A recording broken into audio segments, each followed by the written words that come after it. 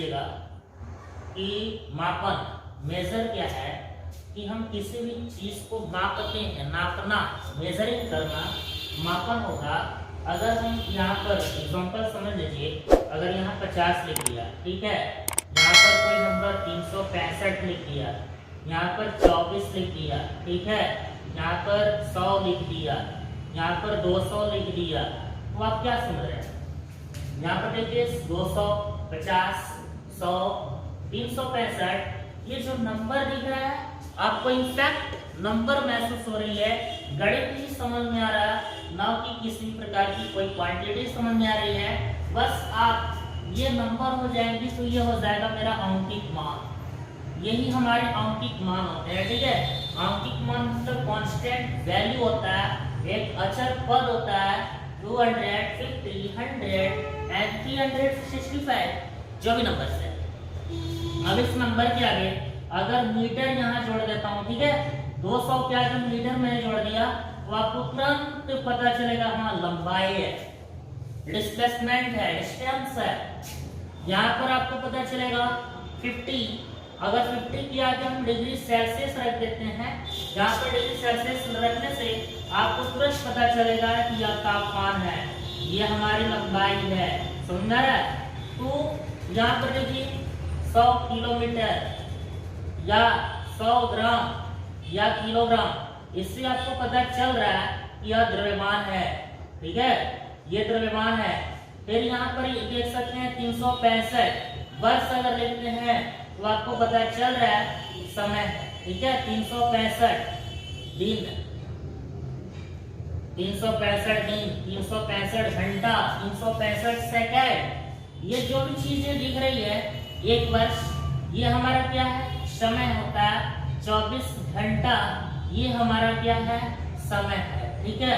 तो इस कंडीशन में आप यहाँ देख सकते हैं कि जैसे जैसे नंबर के आगे हम केवल मात्रक जोड़ रहे हैं वह सीधा सीधा भौतिक राशि में परिवर्तित एक्सचेंज हो जा रहा है, भौतिक राशि में एक्सचेंज हो जा रहा है, यानी फिजिकल क्वांटिटी में चेंज हो जा रही है। तो ये हमारा जब हम अंकित मान और मात्रक दोनों जोड़ते हैं, यहाँ पर 200 अंक को 200 लिखा प्लस मीटर लिख दिया, तो इस कंडीशन में 200 मीटर बन गया। और जब 200 मीटर बन गया तो ये ही हमारा हो जाएगी एक भौतिक राशि, एक राशि के रूप में तैयार हो जाती है। इसे हम बोलते हैं राशि, भौतिक राशि। तो 200 प्लस मीटर यानी अंकित मान और मात्रक ये दोनों में भी 200 मीटर, 200 मीटर मतलब हो जाएगा भौतिक राशि। फिर हम बात करेंगे भौतिक राशि में दो राशियां, जैसे मूल राशि है ना, भौतिक राशि में दो राशियां, मूल राशि और व्युत्पन्न राशि, ठीक है। भौतिक राशि में दो राशि होती है, मूल राशि और व्युत्पन्न राशि। और व्युत्पन्न राशि और मूल राशि होते क्या है? मूल राशि कुल 7 होते हैं, ठीक है। मूल राशि कुल 7 होते हैं, जिसमें एक होता है द्रव्यमान, एक हो जाएगा द्रव्यमान, दूसरा हो जाएगा लंबाई, तीसरा हो जाएगा समय, ठीक है, तीसरा हो जाएगा समय और चौथा हो जाएगा तापमान। तो इस कंडीशन में 4 को मैंने लिख दिया है यहाँ, है ना। यहाँ पर आपको 3 नहीं 4 निकल गई, यानी कि 1 2 3 4। इसके बाद एक आता है विद्युत धारा, विद्युत धारा। अगर विद्युत धारा को देखें तो यह भी हमारा एक हो जाएगा 5वां। 6वां अगर देखें तो पदार्थ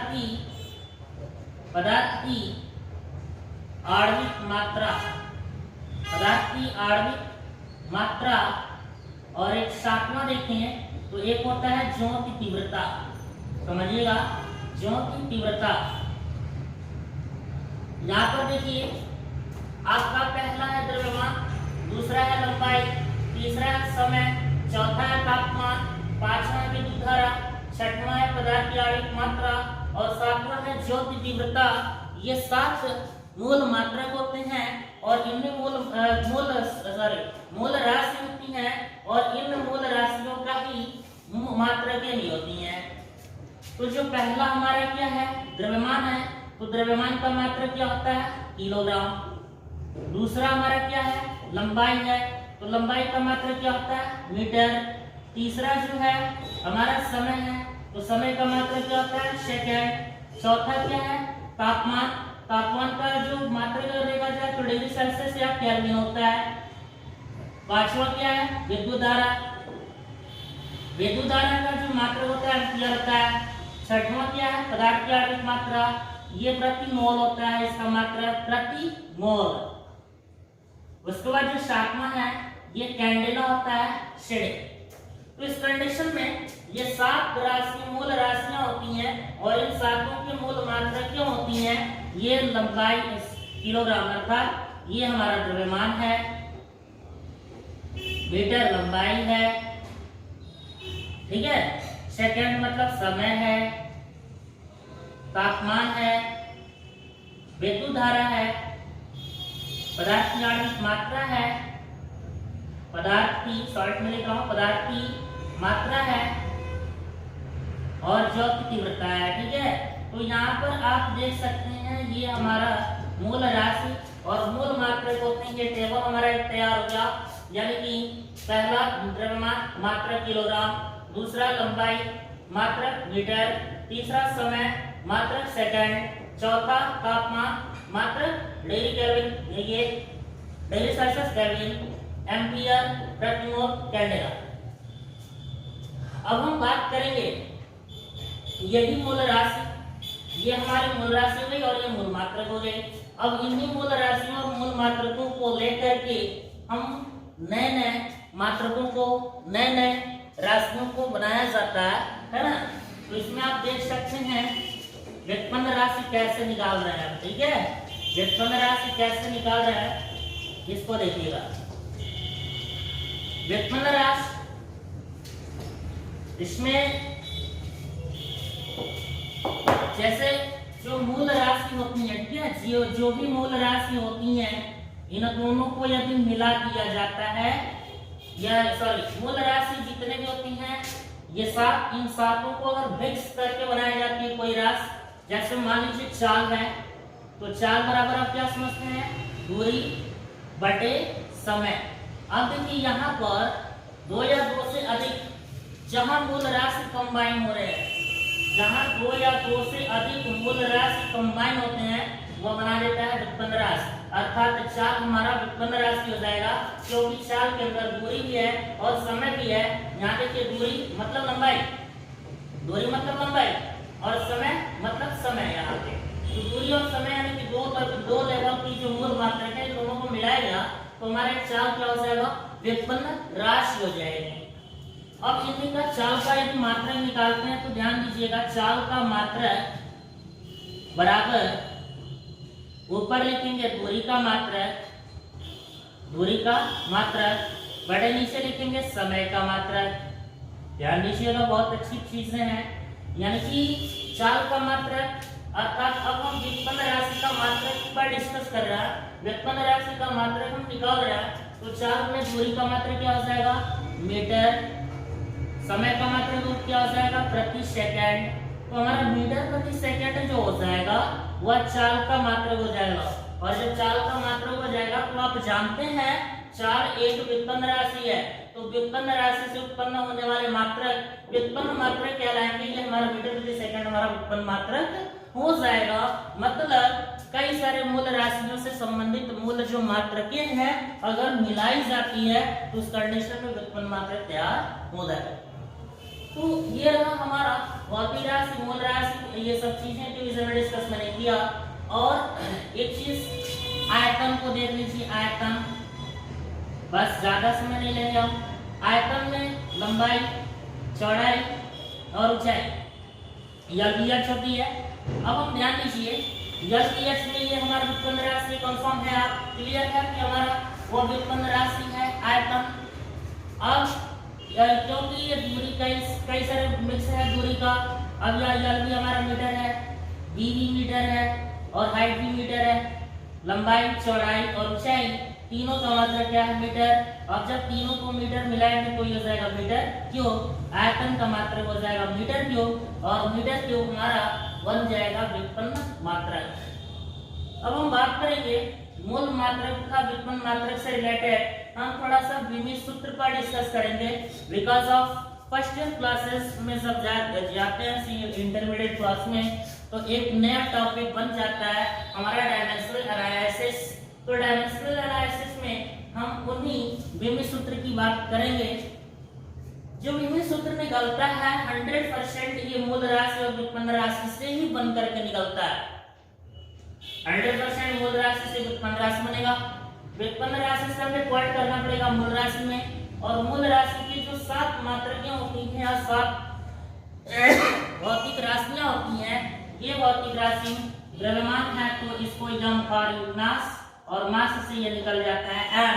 इसका विमीय सूत्र द्रव्यमान का विमीय सूत्र एरो ब्रैकेट के अंदर एम से इंडिकेट किया जाता है। लंबाई होता है लेंथ, लेंथ को एरो ब्रैकेट से हम पॉइंट करेंगे, यानी कि मीटर लंबाई जल से। समय टाइम होता है, टाइम मतलब समय, और टाइम मतलब यहाँ पे टी लिख दिया जाएगा। टेम्परेचर को इंडिकेट करते हैं थीटा से, विद्युत धारा को इंडिकेट करते हैं हम ए से। तो इस प्रकार से ये 5 हमारे मूल मात्रकों की, इन्हीं पांचों के आधार पर हम पूरे भौतिक राशियों को मैक्सिमम भौतिक राशियों को एडजस्टमेंट करते हैं। अब हम बात करेंगे इसमें विमीय सूत्र से हम कैसे मतलब अन्य व्युत्पन्न राशियों का निकाला जाता है विमीय सूत्र। जैसे अगर किसी ने कह दिया चाल का विमीय सूत्र होता है, ये सिंपल क्वेश्चन, चाल का विमीय सूत्र बनाइए। इसमें से जितना मैं बता रहा हूँ बहुत सारे क्वेश्चंस बन सकते हैं फिजिक्स से रिलेटेड। जब आपको कंसेप्ट क्लियर रहेगा, बेसिक कंसेप्ट क्लियर रहेगा, तो आगे वाली जो भी मेथड्स होती हैं या फिर जो भी चीजें होती हैं वो क्लियर रूप से समझ में आएगी। जैसे जैसे हमारी क्लास आगे बढ़ेगी वैसे वैसे आपको न्यूमेरिकल पर भी डिस्कस की जाएगी और ये सारी चीजों की आवश्यकता 100% पड़ेगी। अगर हम देखें तो दूरी का मात्रक यहाँ हमने बोल दिया मीटर होता है, ठीक है, कोई बात नहीं। यहाँ पर समय का मात्रक सेकंड होता है, अभी क्लियर हो। अब हम मीटर प्रति सेकंड को हम विमीय सूत्र में बदलते हैं। आप विमीय सूत्र में बदलने के लिए यहाँ पर देख सकते हैं सिंपल और डिटेक्टर डायरेक्ट मैं बता रहा हूँ वही करना है। अब यहाँ पे मीटर है तो मीटर का मतलब हो जाएगा हमारा लंबाई, और लंबाई को हम इंडिकेट करते हैं कैपिटल एल से। तो हमारा मीटर की जगह पर हमारा हो गया कैपिटल एल, विमीय सूत्र में पॉइंट कर रहे हैं। अब इसके बाद सेकंड जो है वो टाइम से इंडिकेट हो गया। अब ये जॉइंट अपॉइंटी हो गया, या भी सही है, अगर ऐसा ही छोड़ दे तो भी ठीक है, वरना थोड़ा सा एक स्टेप और चलिए। जल और टी का मल्टीप्लाई करके ऊपर आएगा PLT - 1, ये हमारा चाल का विमीय सूत्र होगा। तो चाल का विमीय सूत्र LT - 1 होगा, ठीक है। चाल का विमीय सूत्र LT - 1 होगा। मुझे इन्हीं 7 मात्रकों की विमीय सूत्र की सिंपल को याद कर लेना है। विमीय सूत्र बहुत ही इजी होता है, सिर्फ कठिन ये होता है कि जो व्युत्पन्न राशियां होती हैं, व्युत्पन्न मात्रकें होती हैं, उस व्युत्पन्न राशि और व्युत्पन्न मात्रक को हमको मूल मात्रक में बदलने में जो भी समस्या क्या होती है, अगर सूत्र कंसेप्ट क्लियर है, first of all formula clear है, कंसेप्ट क्लियर है, तो 100% मात्रक क्लियर होगा। मात्रक क्लियर है तो उसको हम पॉइंट कर देंगे, अब कोई दिक्कत नहीं है इसमें। यहाँ पर देखिए मीटर है, मीटर का एक यल हो जाएगा, फिर इसमें फिर एक और मीटर है, एल हो जाएगा, फिर एक और मीटर है अर्थात मीटर मीटर मीटर मीटर की जगह पर हम यल लगाएंगे भाई। यहाँ पे मीटर क्यूब है तो यल क्यूब हो जाएगा। बिल्कुल इजी है विमीय सूत्र निकालने का स्ट्रक्चर। इस प्रकार से हम बहुत सारी सवालों का बहुत सारी विमीय सूत्र या व्युत्पन्न मात्रकों का या मूल मात्रकों को विमीय सूत्र निकाला जा सकता है। सिर्फ और सिर्फ मात्रक को हमें मूल मात्रकों में चेंज करना होता है, बस मूल मात्रकों में चेंज करना होता है। मूल मात्रक में चेंज हो गया तो हमारे विमीय सूत्र का पूरा कंसेप्ट के साथ उसको लगा सकते हैं।